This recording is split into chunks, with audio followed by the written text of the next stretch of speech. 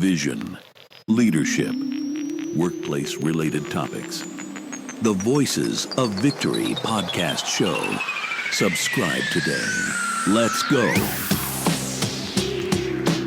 Vision, leadership, self-esteem, workplace-related topics.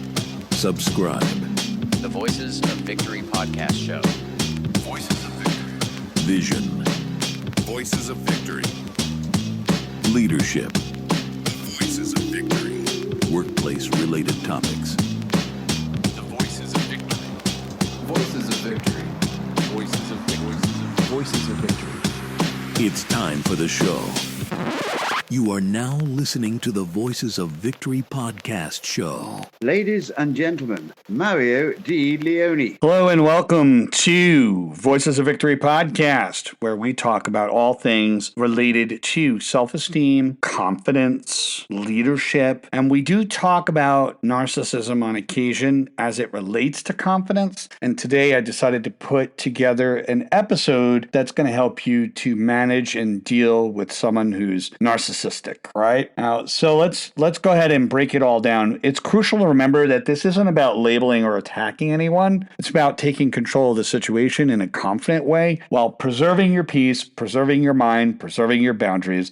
So I'm going to give you 5 phrases to stop a narcissist in their tracks and protect your energy. The very first phrase is, I won't engage in this conversation if you're being disrespectful. I won't engage in this conversation if you're being disrespectful. And you could do an about face if you have to. Now, this phrase, it establishes a boundary. It's a firm no response. It's a no response like statement. It's like, I'm not going further. We're not going there. Okay. It's a no nonsense statement. It makes you clear. It also explains that you're not going to tolerate any form of disrespect. That's going to be important. It also lets them know that you're not going to be manipulated in the conversation. Okay.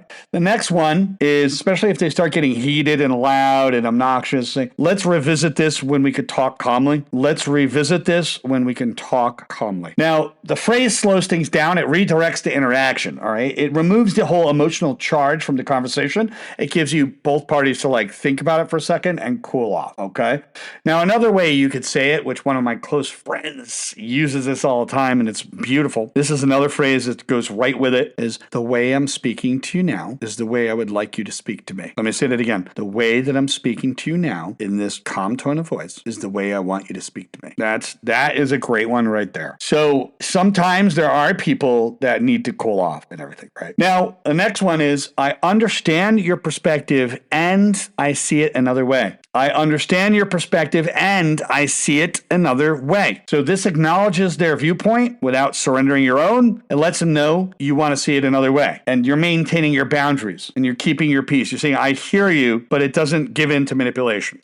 Now, they may ask you, they may try to pry and say, oh, well, so how do you see it? You can say, I have no interest in sharing that right now. That's it. Real simple. I have no interest in sharing that right now. Thank you for your time. That's it. Do an about face and get out of there. Okay, very good. The fourth one is, I'm no longer comfortable continuing this conversation. Okay, when you're feeling pushed or uncomfortable, this phrase really takes back control. I'm no longer comfortable continuing this conversation, especially if they're crossing your boundaries in discussion. Got it? So that's going to be important. Now, the fifth one is, people use this one a lot. They say, we can agree to disagree. And this is like what I call a platitude. All right, it's like a platitude. It's got its use, kind of overused, but it's got its use there. It is a way of diffusing without escalating. Now, when they say whatever, they might respond, whatever, right? You can actually just kind of move on from that that means you've struck a chord with them. When they hit you with the whatever in an angry tone, you've struck a chord, right? Because they may be trying to bait you into an argument and you refuse to do so. And that's why they're frustrated. And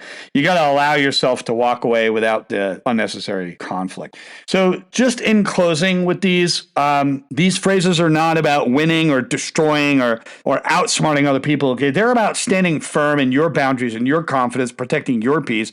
And you got to remember, a narcissist will thrive on chaos. And you got to remember, NPD, narcissist, is a personality disorder. Okay, standing firm in your boundaries, protecting your peace is going to be a valuable thing. You hold power and you remain centered and assertive. So when you master these responses, you work on them, you protect your energy, you create a healthier dynamic with you, yourself. So let's continue to just lead with clarity and respect. Don't be afraid to be assertive, right? And let's stay victorious. Until next time, thank you for listening and see you on the next episode.